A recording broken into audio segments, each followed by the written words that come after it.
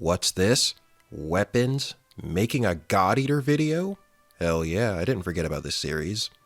I was just slacking. So today, we're going to be going through all of the short blade blood arts and ranking them from worst to best. Keep in mind, and follow me on this one, this video is mostly my opinion. I'm not only going to be looking at objective damage numbers when ranking these, although that can definitely influence my opinion as well, but I'm also going to take into consideration how nice it looks visually, the risk versus the reward, how effective it is against the intended enemy type, and just how much fun it is to use. Or, in simpler words, if your favorite art ends up on the bottom of the list, don't at me. Anyway, without further ado, let's begin. So first up is Wind Cutter and Void Cutter Barrage. I grouped these two together because they look and function basically the same. The only difference is Void Cutter Barrage is red and deals bonus elemental damage, but outside of that, they're basically identical. This art is triggered when you perform your light attack combo. Several blades accompany your swings for extra damage. During gameplay, it's not terrible, but it doesn't really excel at anything either.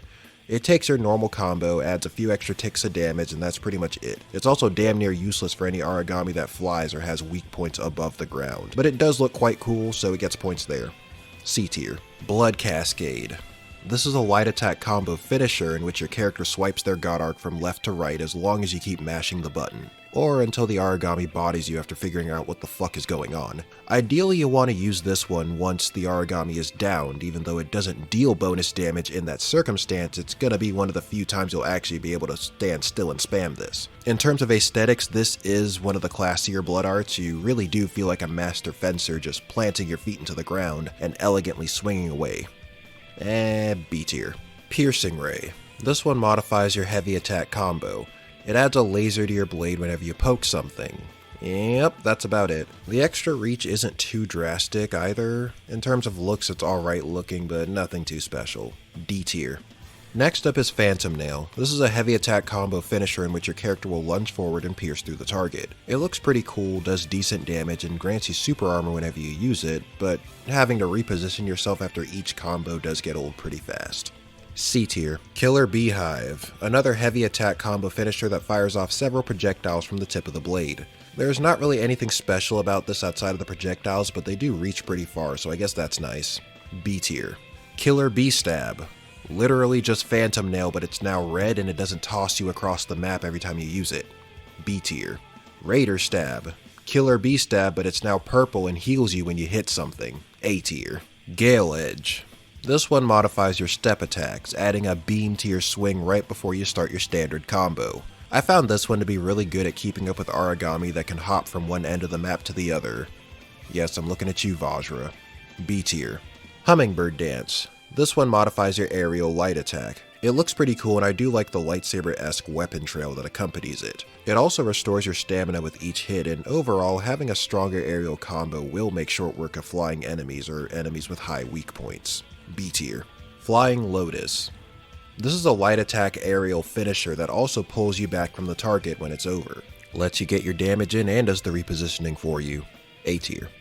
Skydancer. This one starts after you land the third hit in your aerial combo. You'll start teleporting around the origami for up to 10 hits at max level. You can kinda steer your character towards weak points, but it is pretty clunky. I usually just make sure that I hit the weak point during my normal combo, so that way once I enter the blood art combo, the attacks will at least hit that vicinity. Regardless, being able to just omni-slash the origami is pretty badass, makes you feel powerful, and it's a very fun blood art to use. S tier. Next up is Spiral Meteor. This one modifies your aerial heavy attack. Up to 3 meteors will come down when you use this move, but it doesn't really do much more than that. Points for looking cool, but outside of that, D tier. Curing Dart.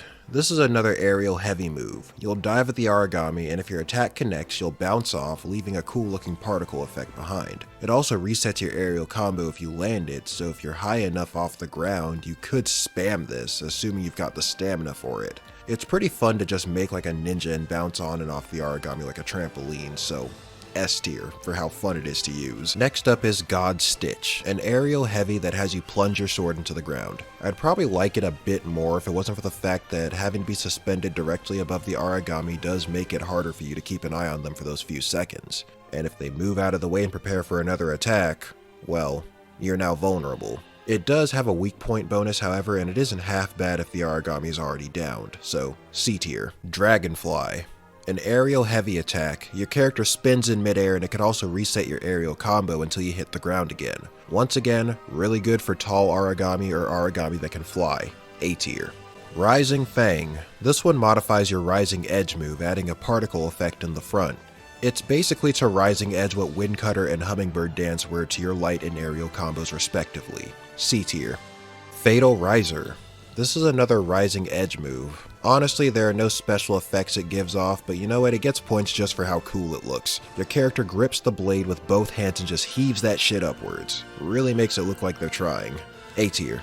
Second Sunrise. Similar to Dragonfly, but it combos off of your Rising Edge instead of your aerial heavy.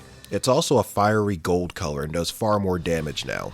S tier. Next up is Swallow Ascent. It's kinda similar to Rising Edge, but it's a bit more diagonal and it propels your character forward a little bit as well. It also has a weak point bonus and it does look pretty slick, so B tier.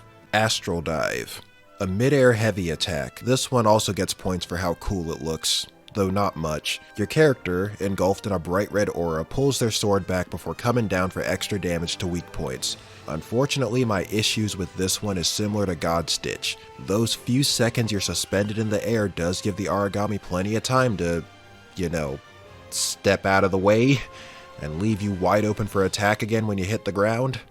C tier, which is kinda lame considering it is a black blood art.